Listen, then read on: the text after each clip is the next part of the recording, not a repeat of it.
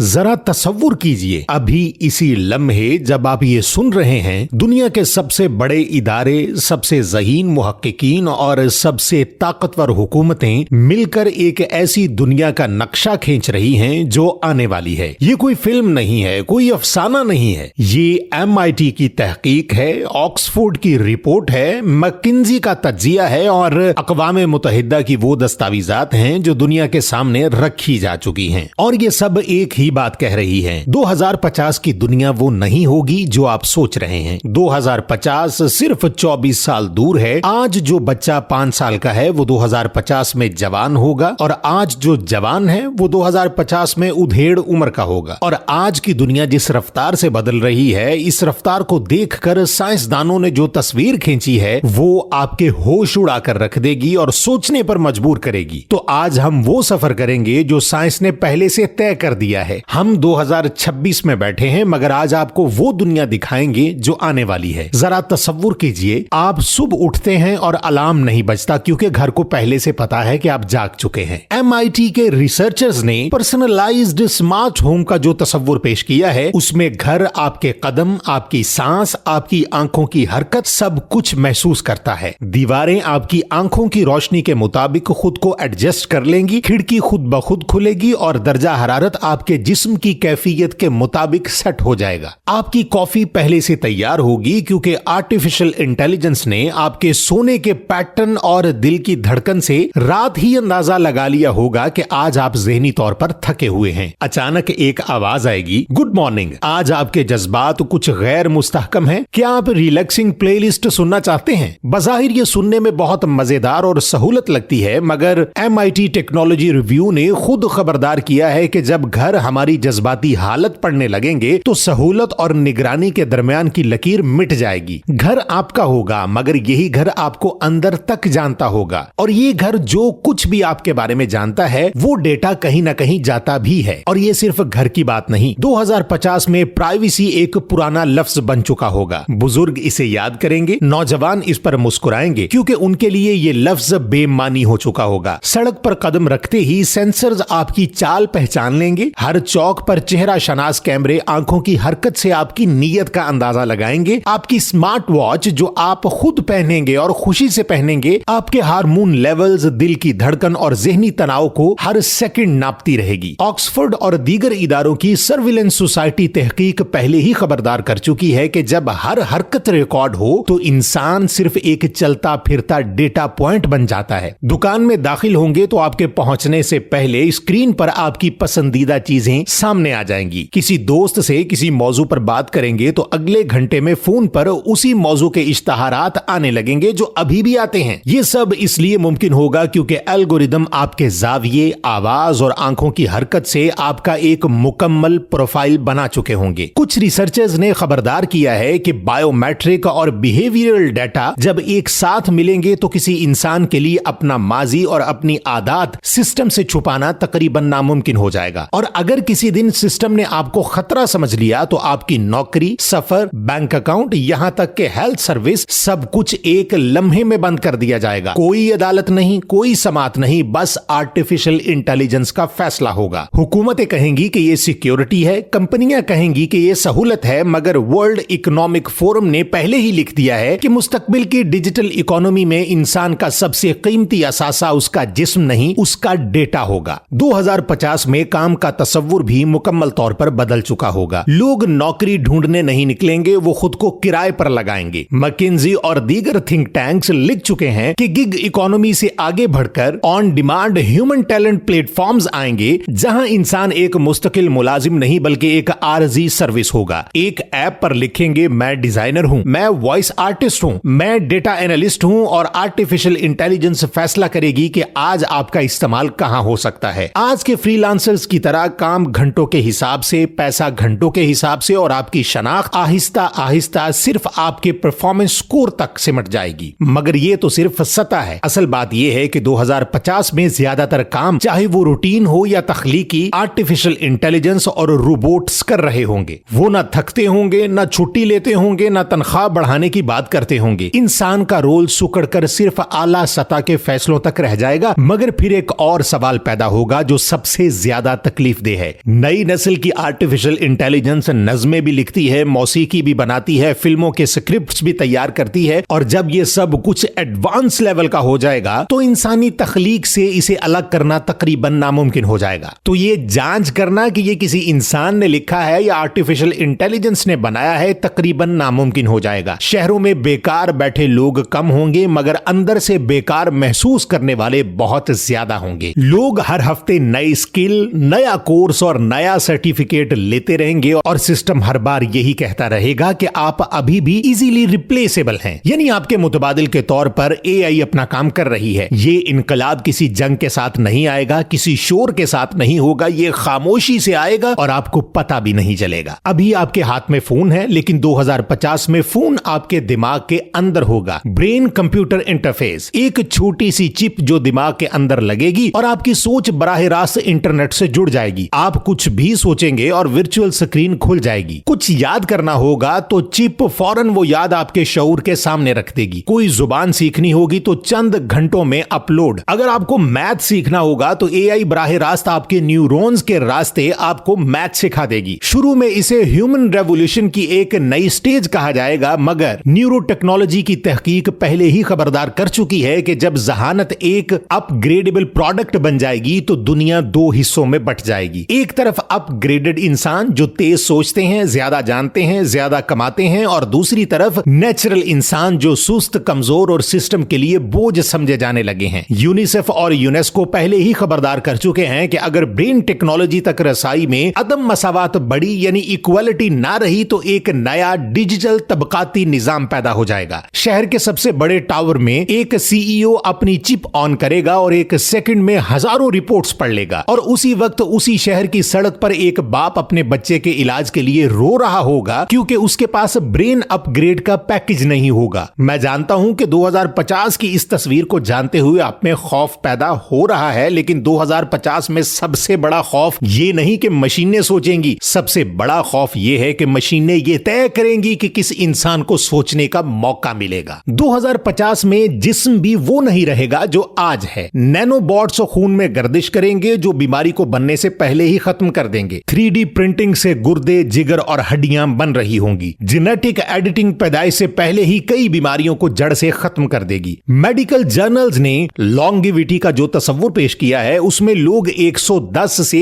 120 साल की उम्र में भी जवान दिखाई देंगे, मगर हर इजाद की एक कीमत होती है। एक तरफ वो लोग होंगे जो 120 साल में भी काम कर रहे होंगे और दूसरी तरफ वो लोग होंगे जो 2050 में भी बुनियादी दवाओं के लिए लाइन में खड़े होंगे। अक़वाम मुत्तहिदा की रिपोर्ट्स में साफ लिखा है कि जब उम्र लंबी हो और वसाइल महदूद रहें तो पानी, खाना और साफ हवा नई जंगों की वजह बनेंगे। कुछ ममालिक में बच्चों की तादाद महदूद करने के कवानीन बनेंगे। कहीं लंबी उम्र पर इजाफी टैक्स लगेगा, कहीं बूढ़ों के लिए अलग कॉलोनीज बनेंगी। 2050 में मौत खत्म नहीं होगी, बस कुछ देर के लिए मुलतवी हो जाएगी, और वो भी सिर्फ उनके लिए जो अफोर्ड कर सकेंगे। अब आपके जहन में यह सवाल आ रहा होगा कि मौत का वक्त मुकर्रर है और जब वो आनी है तब वो आ ही जानी है, तो फिर एक और सवाल भी उठता है कि पाकिस्तान में इंसानों की एवरेज एज यानी औसतन उम्र तकरीबन 60 से 65 साल है, लेकिन वही औसत उम्र जापान में 80 से 85 साल है। तो सवाल यह है कि क्या पाकिस्तान के इंसानों की उम्र कम लिखी गई जबकि जापान के लोगों की उम्र 20 साल ज्यादा लिखी गई? इसी तरह चाइना में अभी भी इंसानों की औसत उम्र तकरीबन 80 साल है। यानी 2050 में असल बीमारी वायरस नहीं होगी बल्कि असल बीमारी अदम मसावात होगी। तालीम का निजाम भी उस वक्त मुकम्मल बदल चुका होगा। 2050 में स्कूल की घंटी नहीं बजेगी क्योंकि स्कूल अब एक जगह नहीं बल्कि एक तजुर्बा होगा। बच्चा सुबह उठेगा, VR हेलमेट पहनेगा और रोमन सल्तनत के बीचों बीच पहुंच जाएगा। वो तारीख पढ़ेगा नहीं, जिएगा।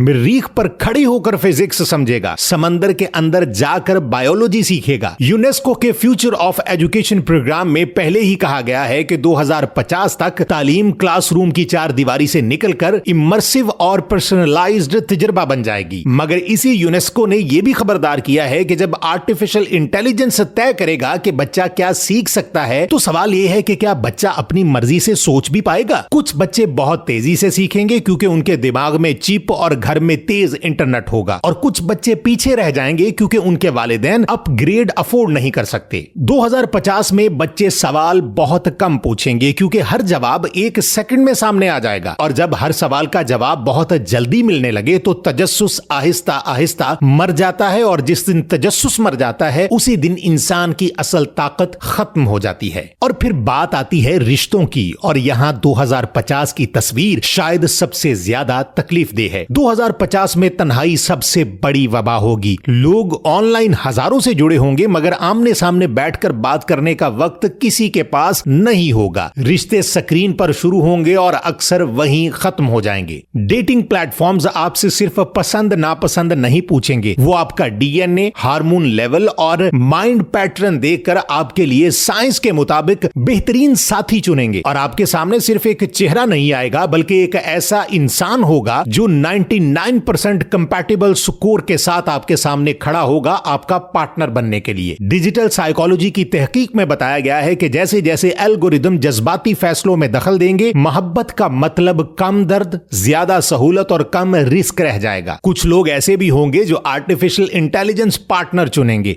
एक डिजिटल साथी जो कभी गुस्सा नहीं करता, हर वक्त सुनता है और रोज वही बनता है जो आप देखना चाहते हैं। अब मैं आपसे एक सवाल पूछना चाहता हूं, क्या यह मोहब्बत है या सिर्फ खुद को धोखा देना है? साइकोलॉजी स्टडीज पहले ही दिखा चुकी हैं कि परफेक्टली कस्टमाइजेबल रिश्ते हकीकी इंसानी कमजोरी बर्दाश्त नहीं कर पाते, क्योंकि इंसान के रिश्ते हमेशा कुछ ना कुछ नामुकम्मल होते हैं और शायद यही नामुकम्मलपन इन्हें हकीकी बनाता है। 2050 में शहर भी जिंदा सिस्टम की तरह होंगे। हर सड़क सोचती होगी, हर कैमरा देखता होगा, हर ड्रोन सुनता होगा। स्मार्ट सिटीज के बारे में बनने वाली आलमी रिपोर्ट्स पहले ही ऐसे शहरों का नक्शा खींच चुकी है जहां ट्रैफिक, कचरा, तवानाई और सिक्योरिटी सब एआई संभालेगी। ट्रैफिक जैम नायाब होगा, कचरा खुद ब खुद मैनेज होगा और जुर्म होने से पहले पकड़ लिया जाएगा, क्योंकि सिस्टम हर इंसान को हर वक्त स्कैन कर रहा होगा। शुरू में लोगों को यह सब सिक्योरिटी लगेगी मगर आहिस्ता आहिस्ता यही सिक्योरिटी एक पिंजरा बन जाएगी। अगर आप किसी गली में मामूल से ज्यादा देर तक रुकेंगे तो सिस्टम पूछेगा आप यहां क्यों खड़े हैं। आपकी आवाज में गुस्सा आएगा तो आर्टिफिशियल इंटेलिजेंस अलर्ट भेजेगा। मुमकिना खतरा। चाइना के सोशल क्रेडिट सिस्टम जैसे इब्तदाई मॉडल्स पहले ही दुनिया को दिखा चुके हैं कि एक नंबर, एक स्कोर किस तरह पूरी जिंदगी को कंट्रोल कर सकता है। अच्छा स्कोर सस्ता घर, बेहतर नौकरी, कम स्कोर सफर की पाबंदी, बैंक अकाउंट बंद, सोशल लाइफ खत्म। और सबसे खतरनाक बात यह है कि इंसान इस कैद को पसंद करने लगेगा, क्योंकि जब सब कुछ आसान हो जाएगा तो लोग आजादी की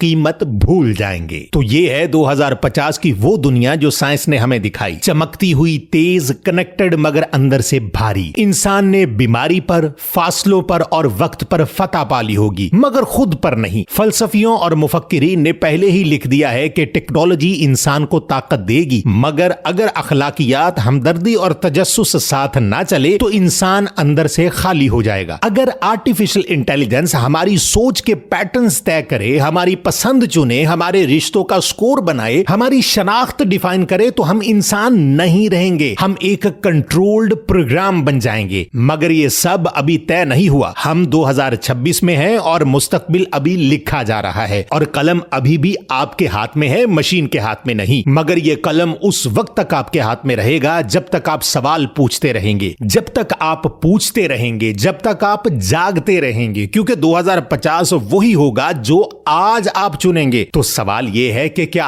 आप चुनेंगे या चुने जाएंगे? अगर आज की ये वीडियो आपको ये सब सोचने पर मजबूर कर गई है तो वीडियो का मकसद भी यही था। वीडियो को देखने के बाद जो कुछ भी आपके दिलो दिमाग में है वो कमेंट्स में जरूर लिखें ताकि मुझे भी अंदाजा हो सके कि आप क्या सोचते हैं। 2050 की दुनिया जो साइंस की तरफ से तयशुदा और साबित शुदा है, जो आज आपने वीडियो में देखा है, क्या वो आपको पहले मालूम था? कमेंट्स में जरूर बताएं और मजीद ऐसी मालूमाती वीडियोस देखने के लिए पेज को फॉलो जरूर कर लें।